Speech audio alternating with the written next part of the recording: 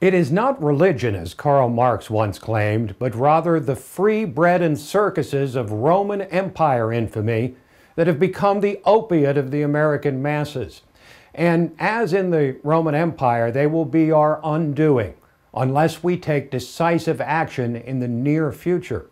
We just affirmed the status quo in a nation with 23 million people unemployed or underemployed, chronically low growth, and a disastrous debt load. So much for people voting with their own pocketbooks. The goal of the left has always been to create a permanent dependent class from which they can consistently draw a winning electoral hand.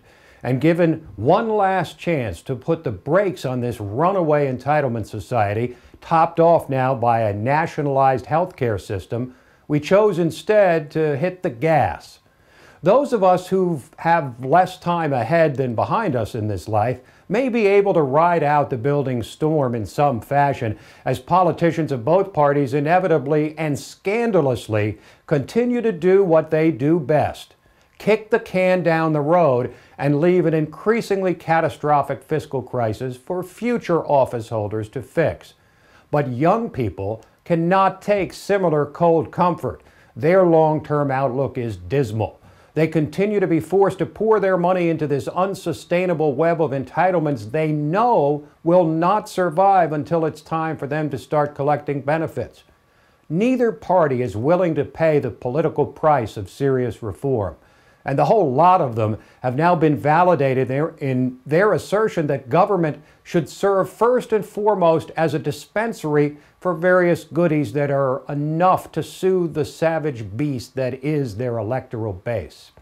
This carries over to the states. California, New York, and Illinois are on the brink of fiscal crisis or even default because of incompetent and cowardly management driven by the same leftist ideology that has long since been discredited.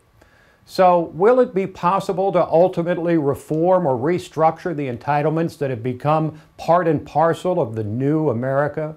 We won't know until such time as someone comes forward to champion the cause, perhaps even at the possible expense of his own political career. Medicare is most desperately in need of reform, with some $70 trillion in obligations going forward that we have no money to pay. We need ultimately to offer recipients an escape valve in the form of redirecting their Medicare taxes into personal retirement health savings accounts that will allow them to control their own money and thus control their own care, while saving the nation from dire fiscal consequences. We must also ultimately compel people to do what they used to do before Social Security: actually create their own retirement accounts starting at an early age. Social Security was intended to be an insurance program, not the pathway to a more comfortable retirement. And a fundamental change in how we view the program is a prerequisite to satisfying our desire for stability in old age and freedom from crippling federal debt.